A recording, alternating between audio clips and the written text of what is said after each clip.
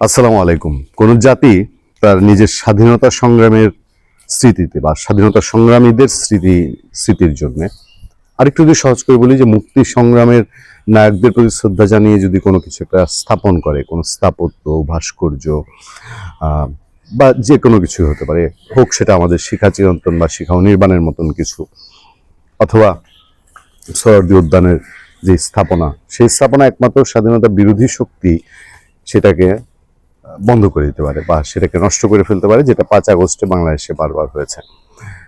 এবং শিখা চিরন্তন, শিখা অনির্বাণ এগুলোর বিষয়ে যে কোনো সিদ্ধান্ত এটা অনেক বেশি স্পর্শকাতর। ওই জাতি যদি তার জাতীয় বীরদের সম্মান করে, শ্রদ্ধা অব্যাহত রাখে, তাহলে তার জাতির সর্বোচ্চ মূল্য দিয়ে, সর্বোচ্চতম মূল্য মানে শেষ বিন্দু পর্যন্ত মূল্য দিয়ে সেটা রক্ষা করা হচ্ছে বাঞ্ছনীয়।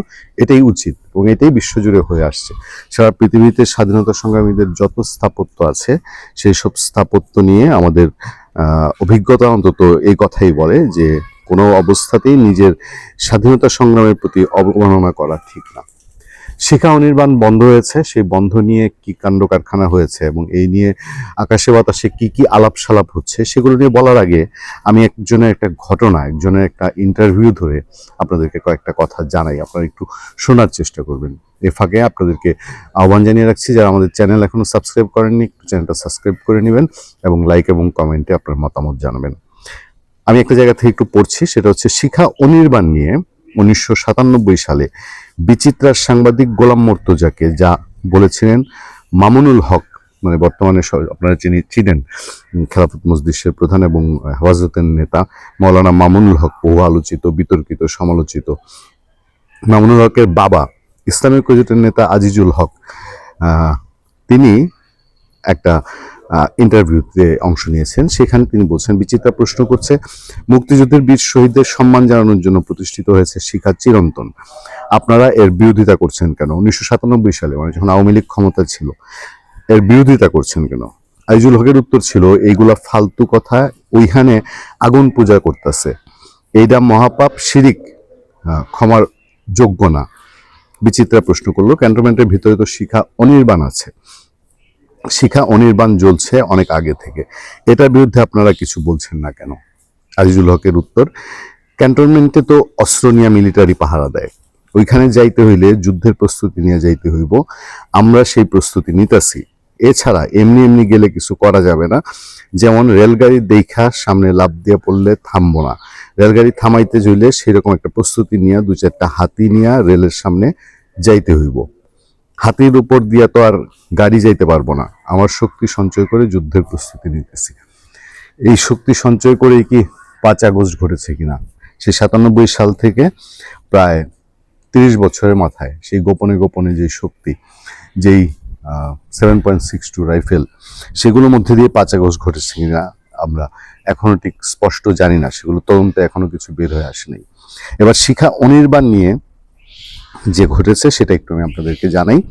71-এর মহান মুক্তিযুদ্ধের সশস্ত্র বাহিনীর সদস্যদের অদম্য সাহস ও সর্বোচ্চ আত্মত্যাগের প্রতীক হিসাবে ঢাকা সেনানিবাসে স্থাপিত ঐতিহাসিক স্মৃতিস্তম্ভ শিখা অনির্বাণ আপাতত জ্বলছে না। জ্বালানি সাশ্রয়ে সরকারের নীতিগত অবস্থানের অংশ হিসাবে গত 2 মে থেকে এটি বন্ধ রাখা হয়েছে। আচ্ছা, মঙ্গলবার সেনা সূত্রে জানা গেছে, বর্তমান নির্দেশনা অনুযায়ী জাতীয় দিবস, জাতীয় শ্রদ্ধা নিবেদন, সামরিক আনুষ্ঠানিকতা এবং অন্যান্য গুরুত্বপূর্ণ সরকারি অনুষ্ঠানের সময় শিখাটি প্রজ্বলিত করা হবে। অন্য সময় এটি জ্বালিয়ে রাখা হবে না। তবে রাজধানীর সোহরাওয়ার্দী উদ্যানে উপস্থিত মুক্তিযুদ্ধের আরেক স্মারক শিখা চিরন্তন স্বাভাবিকভাবে জ্বলছে। তদারককারীরা গতকাল সমকাল পত্রিকাকে বলছেন, ওই এলাকায় গ্যাসের চাপ কমে গেলে মাঝে মধ্যে অগ্নিশিখাটি একটু ছোট হয়ে যায়, তবে এর বাইরে বড় কোনো সমস্যা নেই। শিখা অনির্বাণ কেন জ্বালানো হচ্ছে না, এ ব্যাপারে খোঁজ খবর নেওয়ার পর সেনা সূত্রে জানা গেছে, জ্বালানি সাশ্রয়ের লক্ষ্যে সরকারের মিতব্যয়িতার নীতির অংশ হিসাবে শিখা অনির্বাণ জ্বালানো হচ্ছে না। মধ্যপ্রাচ্যের যুদ্ধের পরিস্থিতি, অস্থিতিশীলতার কারণে বৈশ্বিক জ্বালানি সংকটের পরিপ্রেক্ষিতে সরকার বেশ কিছু সাশ্রয়ী পদক্ষেপ গ্রহণ করেছে। সেই প্রেক্ষাপটে শিখা অনির্বাণের ব্যাপারে সিদ্ধান্ত নেওয়া হয়েছে। এর সঙ্গে শিখা অনির্বাণের ঐতিহাসিক গুরুত্ব বা মুক্তিযুদ্ধের চেতনার প্রতি রাষ্ট্রের অবস্থানের কোনো সম্পর্ক নেই বলে সূত্রে দাবি করেছে। কয়েকদিন ধরে সামাজিক মাধ্যমে শিখা অনির্বাণ বন্ধ রাখার বিষয়টি নিয়ে আলোচনা চলছে। আগের মতো শিখা অনির্বাণ জ্বালানো হবে কিনা, এমন প্রশ্নে একই সূত্রে জানা যায় পুনরায় অবিরাম চালু রাখার কোনো সিদ্ধান্ত তারা এখনো পাননি।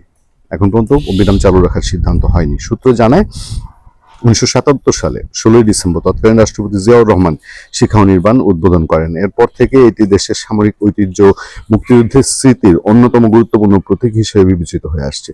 শিখা অনির্বাণ জ্বালাতে গ্যাস সরবরাহ করা হয়। এবার জ্বালানি সাশ্রয়ী নীতির কারণে এটি বন্ধ রাখা হলেও আগে কখনো বন্ধ ছিল কিনা এমন তথ্য সংশ্লিষ্টদের কাছে পাওয়া যায়নি। জ্বলছে শিখা চিরন্তন, এখানে বাদ রাখার কোনো নেই। শিখা চিরন্তন গতকাল সৈয়দ উদ্যানের স্বাভাবিক সময়ের মতো শিখা চিরন্তন জ্বলছে। স্থাপনাটির পাশেই আনসারের একটি দল বসা, তাদের সঙ্গে কথা বলে জানা যায় শিখা চিরন্তন উদ্যানের পাহারার দায়িত্ব পালন করছেন তারা। এবার যদি প্রশ্ন তোলা হয়, শিখা চিরন্তন জ্বলছে, শিখা অনির্বাণ বন্ধ করে দেওয়া হয়েছে, তাই না? তো এই দুটার মধ্যে একটু কোথায় স্ববিরোধিতা কাজ করলো না? এবং এই যে একটা লাইন যে জাতির বীর শহীদদের প্রতি এবং ঐতিহাসিক মুক্তিযুদ্ধের শ্রদ্ধা স্মারক হিসাবে শিখা অনির্বাণ জ্বালিয়ে রাখা হয়েছিল, এটি বন্ধের মধ্যে দিয়ে কি এই সিগন্যাল পাওয়া যায় না যে এখানে ভিন্ন কোনো কিছু আছে কিনা? ভালো থাকবেন, সুস্থ থাকবেন। আপনার সাথে আমি আতিক রহমান, পূর্ণিয়া।